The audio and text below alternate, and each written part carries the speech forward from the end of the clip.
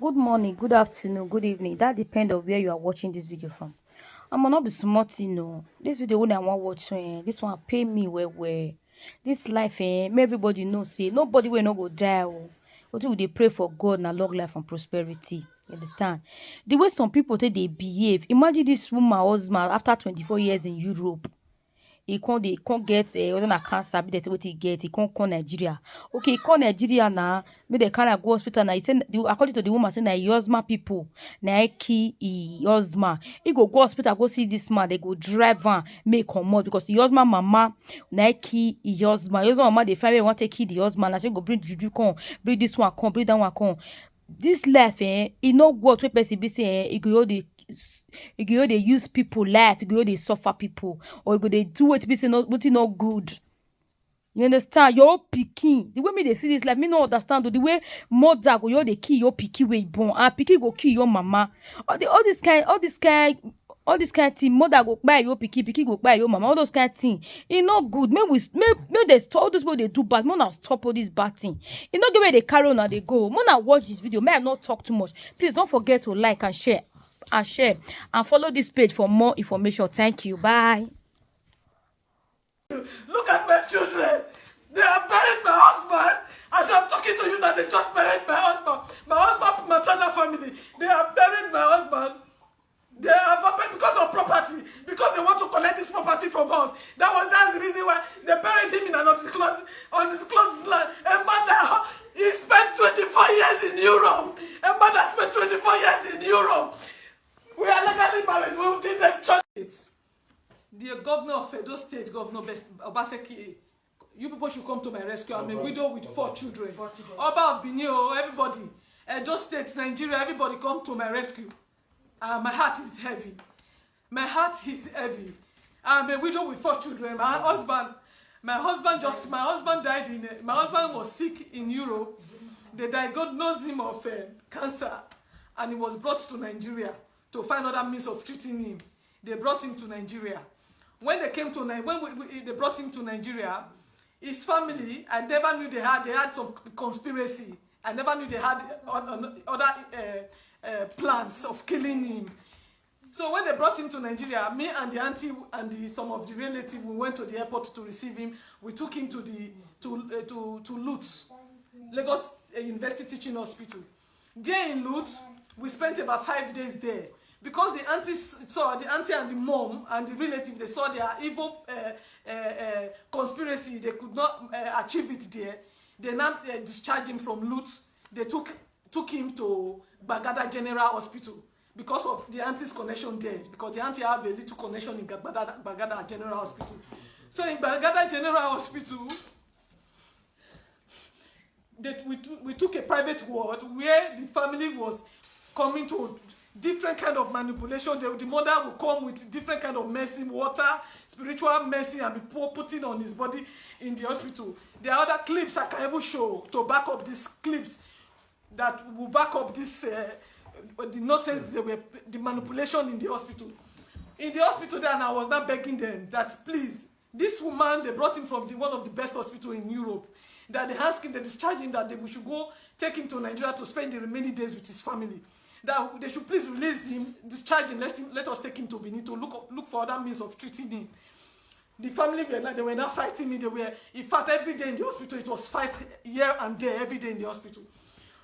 From there, they now connived, they drove me out of the hospital. Even the passport, my husband's documents, all the things he belongs, the things he brought from Europe, his document, his international passport, they forcefully collected all those things. My husband gave it to me immediately he came out from the airport. It gave those things to me. When that day they were driving me from the hospital, they forcefully collected those things from my hand. And they drove me out of the hospital. I left to my sister's place in Lagos, inside Lagos. There, it was during that period of cash scarcity, during election period. So, even before I left, I told my husband I should not worry, that I'm going to pray for him, that I'm not even leaving Lagos, that I'm still in Lagos, that I will come back and see him. So I now left for my sister's place. Coming back after the election, and I came back. When I came back, I met a different person. My husband was like, in fact, he was like a living. He he was already dead. He was just struggling with life. And then when I even came, I met life support inside the room. My husband was struggling with this thing. I even met him. He was even telling he was not aggressive. My husband is a very quiet and calm person. He was aggressive. I was now asking the sister. I asked the sister, what happened? Why did his condition deteriorated like this? What happened to him? I said, why is he not aggressive? He said she's tired of that. The whole thing started yesterday. I met my husband. He was screaming. He was asking. The only thing he was even saying was saying, that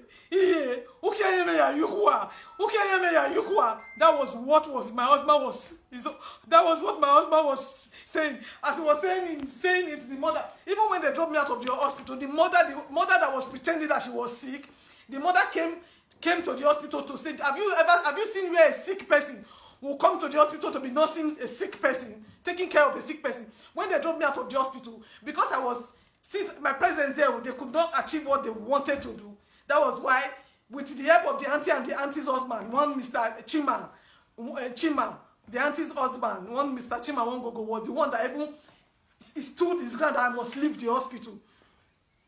So, God, I'm tired. So when they drove me out of the hospital, when I now came back, as I asked my husband, I now asked the sister, I said, why is the condition? What happened? Why is this condition deteriorated to this extent? She now said she's tired, but she don't know what happened though. That since yesterday, the condition was not aggressive, was just picking on anybody. Anybody that talked to him was not picking on anybody. It was grooming in pain and everything. So the mother, it was when I came that I even learned that the mother was not staying. Immediately I left the hospital, the mother came to be staying with them inside the hospital so that she can be able to carry out her evil manipulation. The evil things that they were doing that they could not do when I was there, they started doing it. So that day as I was there, my husband was still grooming in pain. I was not helping. I tried to carry him up. The auntie said I should leave, I should not. I said, how dare you tell me my husband is grooming in pain? You are telling him I should not touch him. He said, there, the mother started shouting, that I have come again, oh, that I have come again, oh, that the auntie now went outside to call the securities and the nurses that they should come, oh, that there is a mad person here. So when they came, the mother fought me, tore my clothes, pinched my neck. They now drove me out of the hospital. That same day again that I came back to come and stay with my husband in the hospital. They drove me out of the hospital and I left. So when I left, because when I was even coming to Lagos to receive him, I came with my children. For like more than 1 month before that time, my children were out of school. So when I just saw that I have lost it, I cannot fight the battle alone again. Even my relatives in the back home, they were ever telling me that they want to come to Lagos to come and back me up, because I was telling everybody what I was going through. They said they want to go to the palace to inform the palace so that the palace should be aware of what is going on. So when they finally drove me out that same day, I left. When I got to my sister's place, I told my sister that, in fact,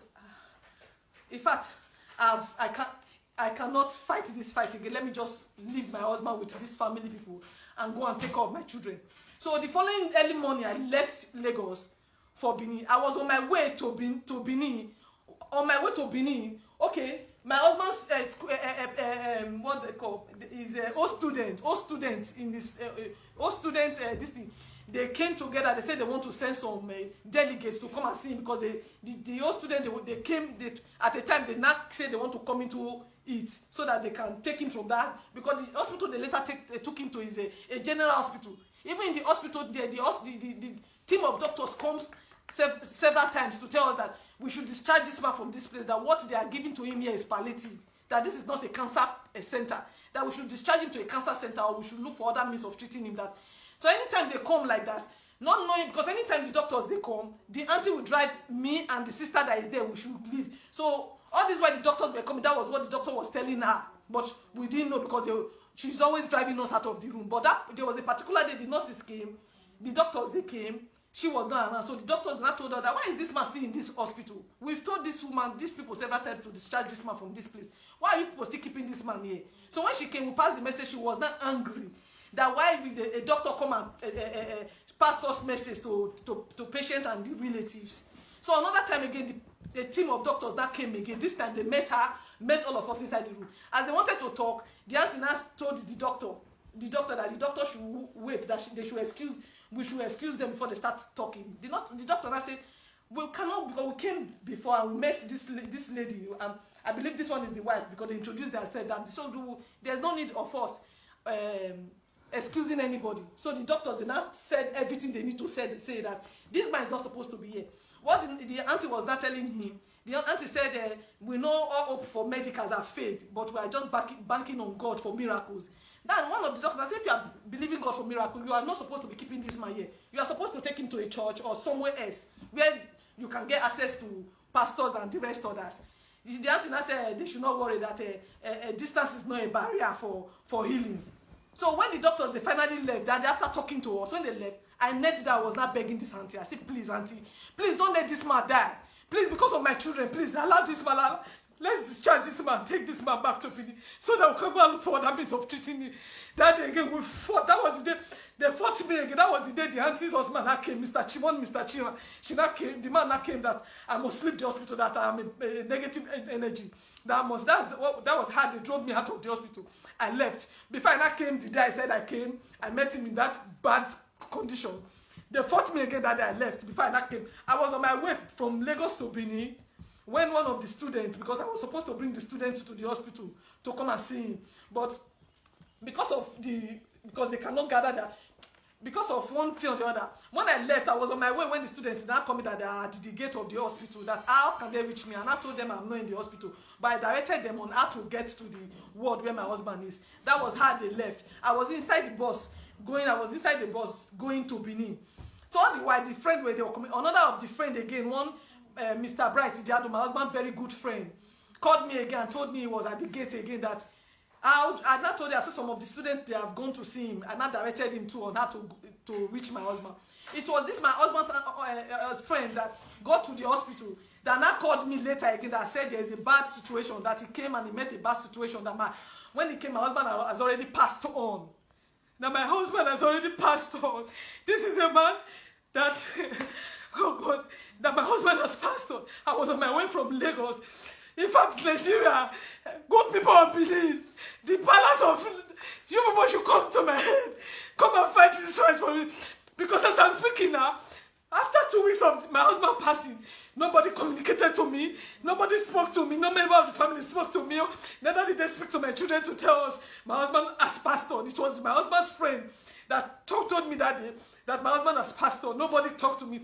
After 2 weeks, so they printed a poster that they want to do my husband's burial. My husband, this is my husband's maternal family that are doing this rubbish now. They printed my husband's a poster planning to do my husband's burial. Unknown to me, they've never passed the message that my husband has passed on. They printed a poster that they want to go and bury my husband. It was the information I got that made me, my family, to take a petition to Zone 5. My family, my father, with the help of the uncle, wrote a petition to Zone 5, to anti-vice in Zone 5. So we are 2 weeks after the passing of my husband. My husband passed on the 28th of February. So after this, we are at Zone 5 since. The anti-vice Oga there, he spoke to us and told us that since it's family matter, we should go home and resolve this issue. That was how we came home, and we talked. The paternal family, they said my husband, before this time, his late father, they've not buried him, that we must go and bury the late father before we will talk about his burial. That was how me and my children, me personally, did the burial of me and my children and my husband's half brother. We went to Onwan West, because my husband is from Onwan West, from Aviosi. That was how we went to Aviosi to do my husband's burial on the 17th of, we went for the the final burial of my husband's, my late husband's father. So after the burial, in the burial there, the mother came, they invited the mother. They asked us about his achievement, because they don't know much about my husband, because my husband's mother took him away from the paternal family. He does not know, he took him away from the paternal family. So when we went for the burial, the paternal family, they don't know much about him. So they asked me and the mother in the meeting that we should tell them about my husband's achievement. That was how we told them everything. We told them everything. The mother was lying. In fact, the whole family now saw it, that the woman killed the son because of his properties. Because she was just lying and saying rubbish. So the things, the papers in our custody, they ask us to bring it before the burial. The ones in my custody, I submitted it, I took it to the family. The ones they asked the mother to bring, the mother refused to bring it. So they now fixed a date. They said we should come back for that. They said we should fix a date and invite them so that they will come and carry out the burial. We came back. The half brother fixed a date and informed the maternal family. The maternal family said, because the paternal family, they said the house, this is the house he built. This is the house he built. They said this is the only house he has completed. This is where he's going to be buried. The mother now flare up. He said that he said over a dead body would they allow. Will she allow my husband to be buried in the house? Because she's living in the house. For that reason, my husband say in Benin tradition they don't bury somebody's his own house he built with his money. The mother said he will not be buried in the house. So that was how it was not talking about tradition. That was how we went to the Oba Palace. We went to Oba Palace so that the chiefs there, they can tell us on how to go, whether in Benin tradition, whether if somebody built a house and the person puts his mother in the house, if the person passed on, if the person cannot be buried in the house. That was how we went to the palace. We went to the palace, they served her paper, she didn't come. She refused to come. When the day of the sitting, the chiefs, they now called her. When they called her, she said she ran to the princess of the monarch. She ran to the princess that she was not finished. She went to lie to the princess. I don't know what she went to tell the princess. So the princess stood by her. That was the reason why she did not come and answer the summon in Oba Palace. So after then again, we went to Zone 5 to tell the officer that told us to go and resolve the issue. So we went back to him. The officer was standing surprised. He said, so we have not buried this man all this while. He now said, okay, what happened? We now told the officer. He now asked us to invite the paternal family and the maternal family. Let him hear from them. So that, so we invited them. They came. They spoke. The mother was still standing her ground. The officer told the mother that it's a taboo in Benin, that in Benin tradition, that a mother is not supposed to be talking about his where they will bury his son. So as far as the paternal family, they've spoken. Anything you will say, even though you take the matter to the palace or to the court, their words stand, because they are the one that is going to carry out the burial. Say the only thing we are going to do now is to plead. He says, so on behalf of the family, you want to plead. That since Mama is saying they want to see my husband's grave outside, you want to plead to the family that they should bury him in one of our rooms so that Mama will not be seeing his grave outside. Mama still stood on it that over a dead body, she will not allow my husband to be buried in the house. Why I came now to cry to the good people of Edo State and the good people of Nigeria that they should come and fight this fight for a widow with 4 children.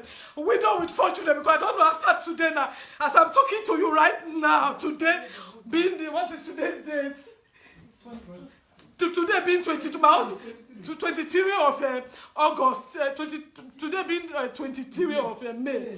They just buried my husband. I don't know. They went to purchase a land. I don't know where, at Utesi community, where they went to bed. They took, in fact, the matter we went to, we heard about the burial. So we went to the same Zone 5 to report it. They asked us to write petition. We wrote a petition to Zone 5 for them to give us officers to stop the burial. We got to Zone 5 today to pick up the petition. Petition that they've already approved. The officer that went to collect the petition, he came and said they approved the petition. Later, they canceled the petition. They said the mother came and bribed them. That is why they canceled the petition. So they could not give us officers to go and stop the burial. So I'm talking to you that they've laid my husband. They buried my husband in an undisclosed land at Utesi. They buried him without the knowledge of me and my 4 kids. You should come. Without the knowledge of my children. Good people of Edo State, Nigeria, Obaseki, Oba Bini, you people should come to my rescue. Look at my children. They have buried my husband. As I'm talking to you now, they just buried my husband. My husband's maternal family. They have buried my husband. They have because of property, because they want to collect this property from us. That's the reason why they buried him in an undisclosed land. A man that he spent 24 years in Europe. A man that spent 24 years in Europe.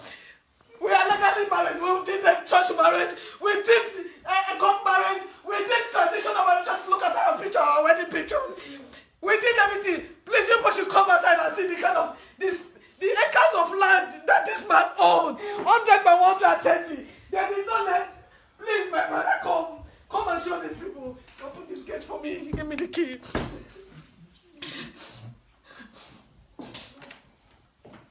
This is my husband's compound. Come and see the plot of land, my husband. They did not bury him here. Look at the compound. 100 by 130 acres of land. Come and see it. You people should come and see. Good people of Edo State, look at my husband's compound. Look at space everywhere. He owned this compound. He owned other this thing. Look at the mother and the family. They went to bury him at Chelsea. I don't know where they acquired it. Look at the car.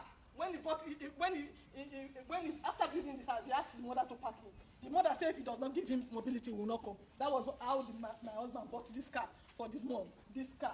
Since he bought the car for the mom, he has not come to Nigeria. After buying the car for the mother, he had a problem in Europe that held him in Europe for over 5 years. Coming to Nigeria, and I came with sickness, and they killed him in Lagos. Killing him in Lagos. Now, have you people seen where maternal family buries a man?